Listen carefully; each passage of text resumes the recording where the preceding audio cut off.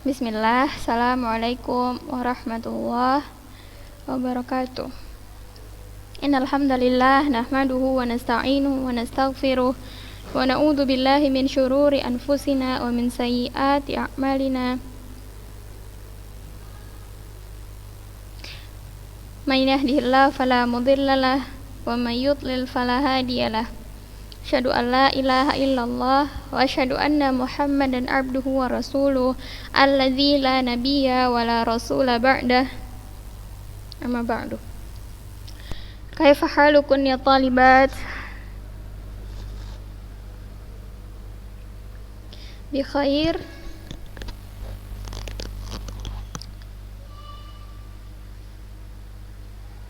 Insyaallah bi khair. Naam.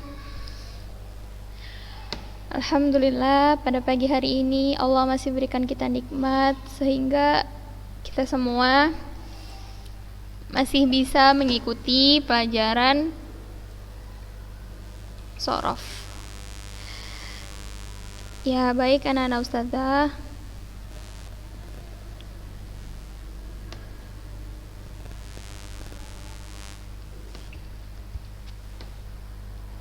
Seperti yang sebelumnya, kita masih mengulang muqaddimah tasrif, ya. Ya benar, ini sudah kita pernah pelajari, tapi ustazah ingin mengulang. Barangkali ada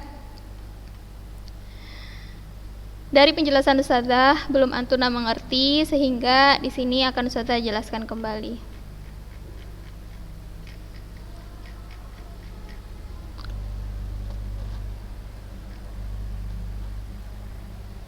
Baik kan anak ustazah, depan antunna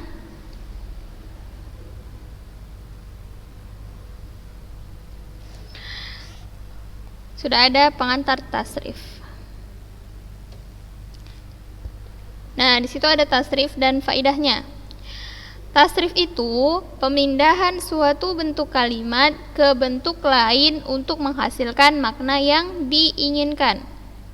Nah, jadi ustazah, apa sih fungsinya kita belajar tasrif? Yaitu agar kita mengetahui perubahan, bagaimana perubahan kalimat, bagaimana agar kita mengubahnya menjadi makna yang kita inginkan.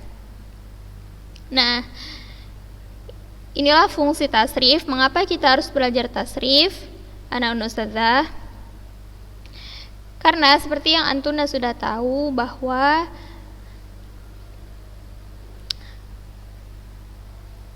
masing-masing wazan itu memiliki tasrif yang berbeda. Baik, di sini pengenalan kalimat. Kalimat adalah lafal yang menunjukkan pada suatu makna. Nah, kalau di bahasa Arab itu namanya kalimat, sementara kita mengartikannya dalam bahasa Indonesia yaitu kata. Kata atau kalimat terbagi menjadi 3. Ada namanya isim, ada namanya fi'il, dan ada namanya huruf.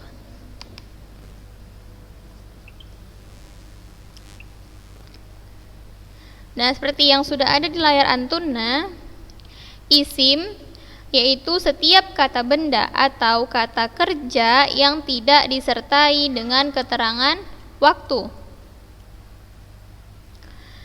Isim, saya ulangi ya.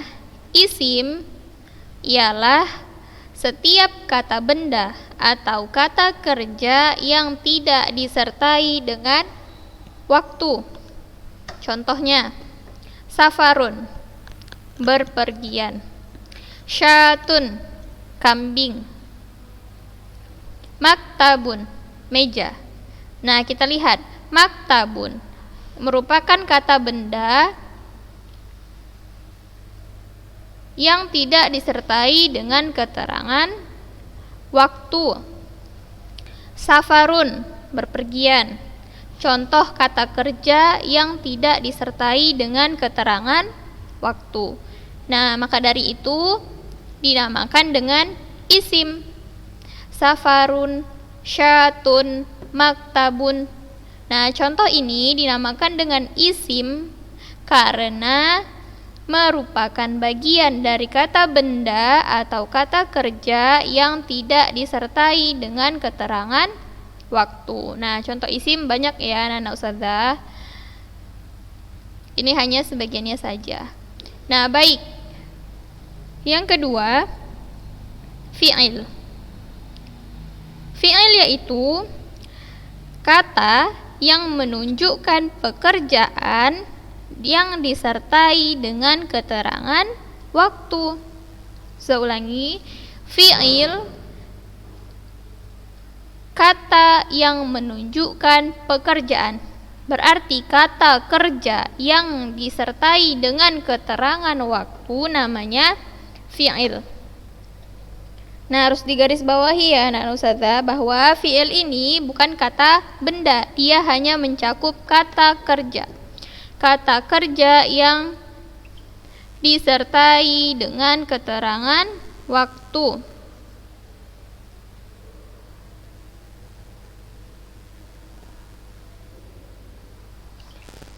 Paham? Saya ulangi ya. Fi'il kata yang menunjukkan pekerjaan. Dalam kata lain yaitu kata kerja yang disertai dengan keterangan waktu.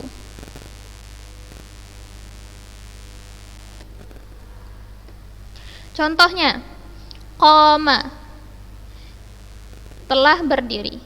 Yajlisu akan duduk. Nah, insya Allah nanti kita akan pelajari juga mengapa qoma artinya telah, sementara yajlisu artinya akan. Nah, ini yang dimaksud dengan keterangan waktu ya, anak ustazah. Qoma. Sedikit saya jelaskan di sini. Qoma itu termasuk fi'il madhi, dan fi'il madhi itu kata kerja yang menunjukkan waktu lampau.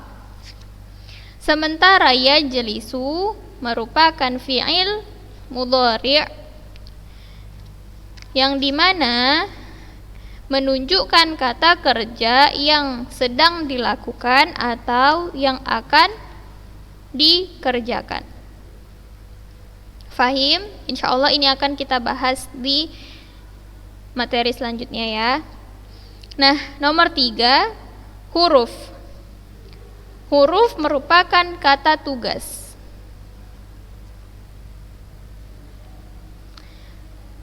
Atau kata yang menunjukkan makna pada yang lain. Contohnya, fi, fil fasli, di dalam kelas, fil hammam, di kamar mandi. Nah, jadi huruf ini fungsinya untuk menunjukkan makna tetapi pada yang lain. Sekali lagi, qad artinya sungguh.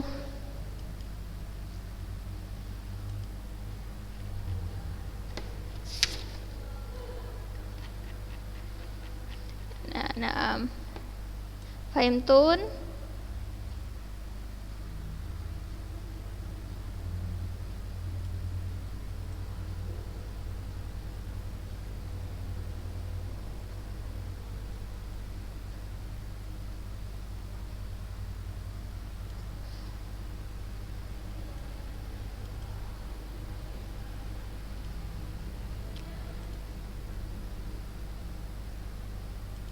Nah, di sini kita akan masuk ke sigoh.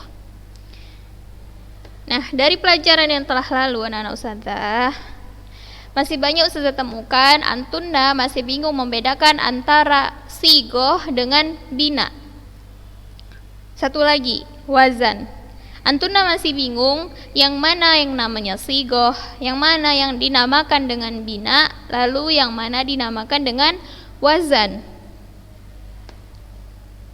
Nah, di sini Ustazah akan ulangi. Ustazah harap antuna perhatikan baik-baik. Siapkan alat tulisnya seperti biasa, bukunya, untuk mencatat apa yang perlu antuna catat. Ingat anak-anak Ustazah bahwa kita harus mengikat ilmu dengan tulisan. Nah, saya akan jelaskan. Sigoh. Perhatikan ya. Sigoh itu merupakan bentuk kata yang ditinjau dari segi makna. Fahim? Bentuk kata yang ditinjau dari segi makna. Nanti kita akan tulis perbedaan antara sigoh dan bina. Nah, sekarang Antuna perhatikan dulu. Sigoh merupakan bentuk kata yang ditinjau dari segi makna. Kita lihat. Dalam fi'il, sigohnya ada 4. Nah, di buku ini ya tertulis ada 4. Yang pertama ada bentuk fi'il madhi. Nah, sigoh fi'il madhi ialah kata kerja yang maknanya lampau, yang menunjukkan waktu lampau.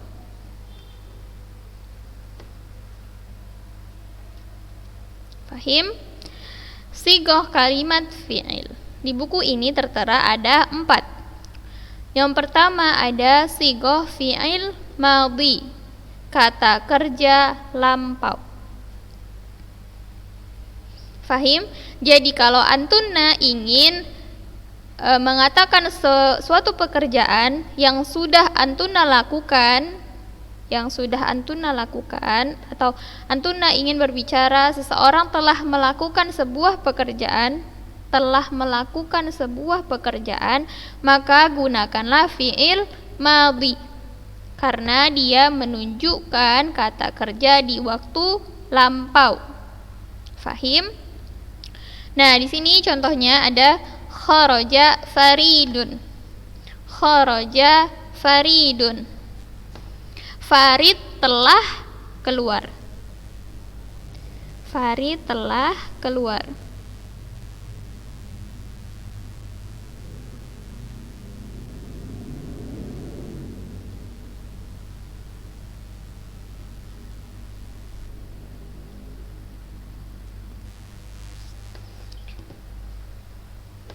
Fi'il madhi, saya ulangi, kata kerja lampau, contohnya kharaja faridun. Farid telah keluar. Nah, kata telah di sini menunjukkan dia kata kerja yang menunjukkan waktu lampau, karena telah maksudnya itu sudah dilakukannya. Nah, fi'il madhinya mana sudah? Kharaja. Kharaja merupakan fi'il madhi. Boleh Antuna catat atau Antuna garis bawahi. Nah, kita lanjut ya anak ustazah. Nomor 2, fi'il mudhari', yaitu kata kerja sekarang atau yang akan datang. Fi'il mudhari', kata kerja yang menunjukkan dia lagi melakukannya, sedang melakukannya, atau dia mau nanti melakukannya. Faham? Dia berarti artinya 2. Bisa kata kerja yang sedang dilakukan atau kata kerja yang akan dilakukan. Kita masuk ke contoh. Yakhruju faridun.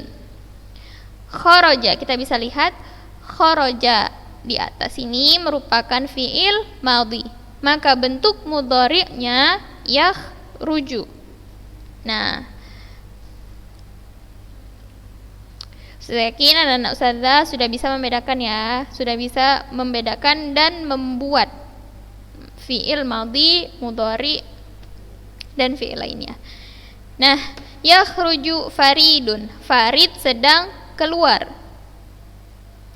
Seperti yang udah saya bilang bahwa fi'il mudhari' bisa diartikan sebagai kata kerja yang sedang dilakukan atau yang akan datang.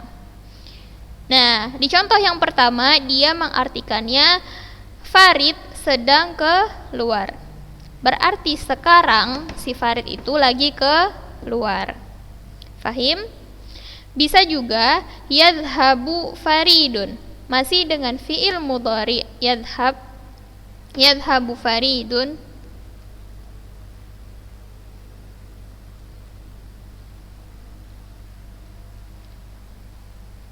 Yadhabu faridun. Nah, bisa juga kita artikan farid akan pergi. Berarti farid perginya nanti di waktu yang akan datang. Fahim? Jadi fi'il mudhari itu bisa kita artikan dua maknanya. Yang ketiga ada fi'il amr. Bisa Antuna lihat di layar Antuna. Fi'il amr artinya kata kerja perintah. Perintah, maksudnya apa Ustazah? Jika kita ingin memerintahkan seseorang melakukan sebuah pekerjaan, maka gunakanlah fi'il amr. Contohnya, keluarlah, masuklah, tulislah, bacalah, apalagi masaklah, gitu ya. Nah, maka yang kita gunakan adalah fi'il amr. Saya harap Antuna sudah bisa ya membuat fi'il amr. Sudah mengetahui juga bentuknya seperti apa. Contohnya di sini ukhruj, keluarlah. Perintah. Sebuah perintah dari seseorang untuk orang lain. Dari sini perintahnya keluarlah, maka digunakanlah fi'il amr. Lalu selanjutnya ada fi'il nahi. Nahi. Kalau amr itu perintah, maka lawannya nahi, yaitu larangan. Paham? Nah, fi'il nahi bisa ditandai dengan awalannya la. Jangan makan, jangan keluar, jangan masuk.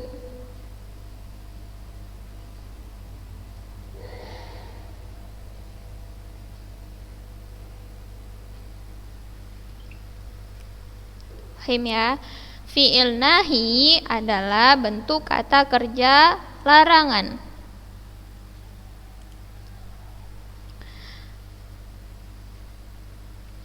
Nah, bisa kita tandai dengan la, diawali dengan huruf la ya. Jangan keluar, jangan masuk, la tadkhul, la ta'kul, jangan makan, begitu ya. Nah, paham tentang sigo ini anak-anak ustadzah?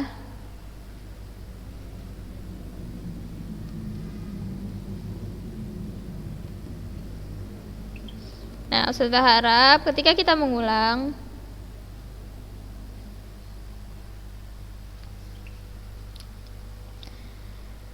pelajaran, Antuna bisa lebih menyimak apa yang ustadzah sampaikan, sehingga Antuna tidak salah membedakan yang mana yang namanya sigoh, bina, dan yang lainnya.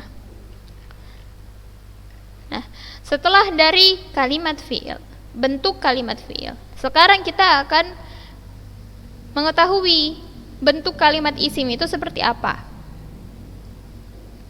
Nah, anak-anak ustadzah, sigoh ini akan masuk di mana? Nah, sigoh-sigoh yang kalian pelajari saat ini, mereka terkumpul di dalam tasrif, seperti yang sudah Antuna pelajari. Bahwa contoh, misalnya di dalam tasrif itu sudah ada mencakup fi'il madhi, mudhari, amr, baru isim masdar, ada masdar mim, ada fa'il, kemudian maf'ul, ada fi'il amr, fi'il nahi, baru ada isim makan atau isim zaman. Nah, fahim ya?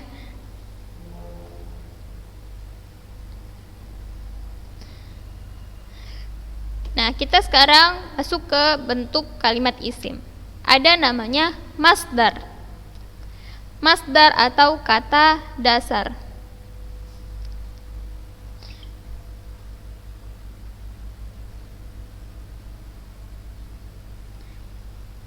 Nah, masdar anak-anak ustazah, yang dimaksud dengan masdar yaitu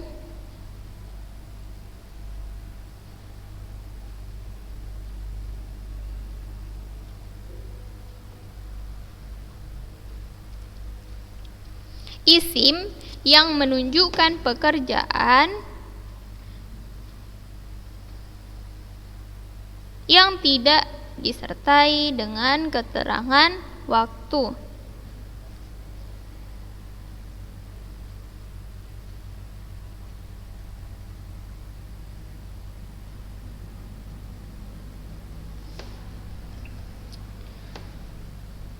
Masdar ialah isim yang menunjukkan pekerjaan yang tidak disertai dengan keterangan waktu. Isim ya anak-anak seda. Nah, di sini contohnya ala inna nasrallahi qaribun. Ketahuilah bahwa sesungguhnya pertolongan Allah itu dekat.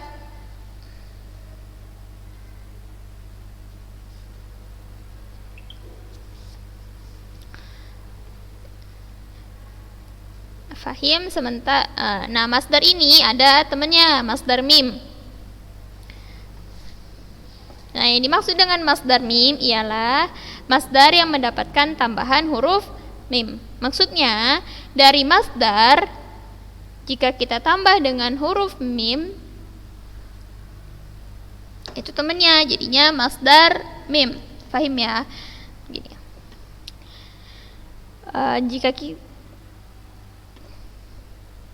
Jika di dalam sebuah fiil antuna sudah mengetahui masdarnya, maka untuk membentuk masdar mim tinggal menambahkan huruf mim di awalnya.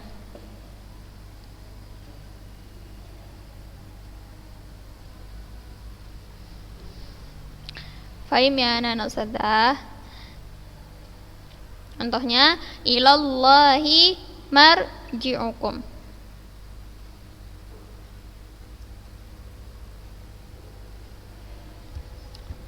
Selanjutnya, ada yang namanya isim fa'il. Isim fa'il ialah yang menunjukkan makna pelaku. Nah, kalau di bahasa Indonesia yang sudah antuna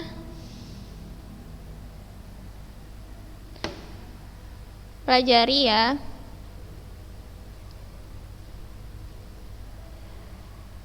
Nah, isim fa'il sama dengan subjek.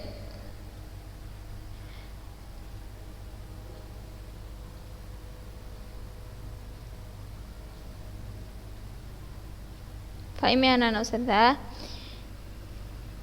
Isim fa'il di dalam bahasa Indonesia dinamakan juga dengan subjek, yakni orang yang melakukan sebuah pekerjaan.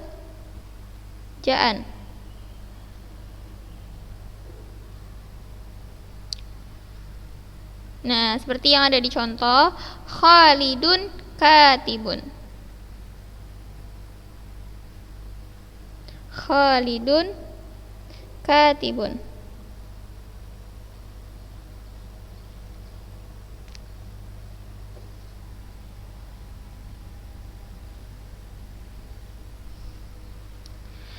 Khalid seorang penulis. Khalid merupakan seorang penulis.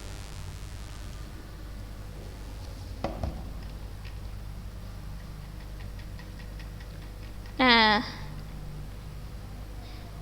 setelah dari isim fa'il, nah, kita bisa tahu bahwa wazan dalam fi'il sulasi, fi'il yang berjumlah 3 huruf adalah fa'ilun.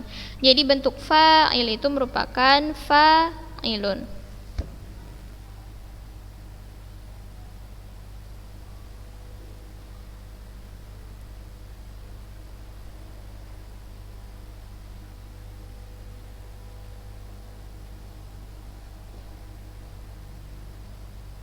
Fahim anak ustazah?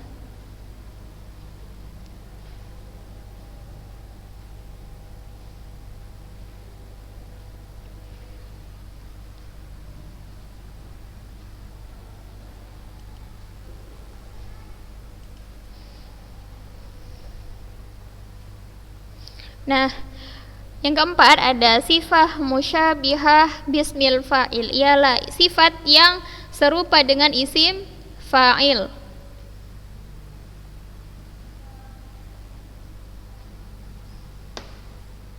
Sifat yang serupa dengan isim fa'il atau sifat yang menyerupai isim fa'il. Nah, contohnya Faridun hasanul wajh. Hasan di sini bukan isim fa'il ya anak ustazah. Hasan yang dimaksud ialah sifat. Nah, kenapa dia dinamakan dengan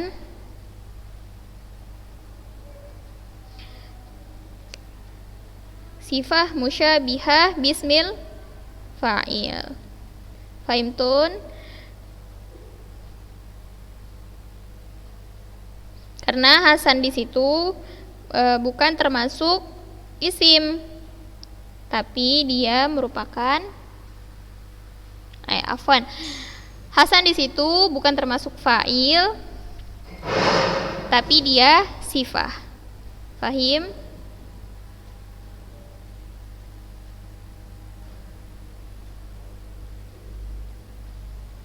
Insyaallah fahimtun ya.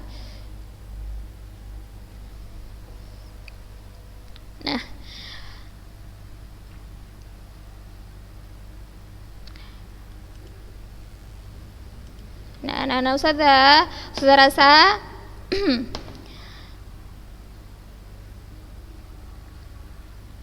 murojaah materi kita hari ini cukup sampai di sini dulu. Saya harap setelah adanya saya ulangi materinya, penjelasannya, antuna bisa lebih mengerti. Insyaallah selebihnya akan kita bahas di pertemuan berikutnya. Saya harap apa yang sudah sampaikan saat ini bisa antuna pahami, bisa antuna catat sebagai bahan murojaah untuk antuna.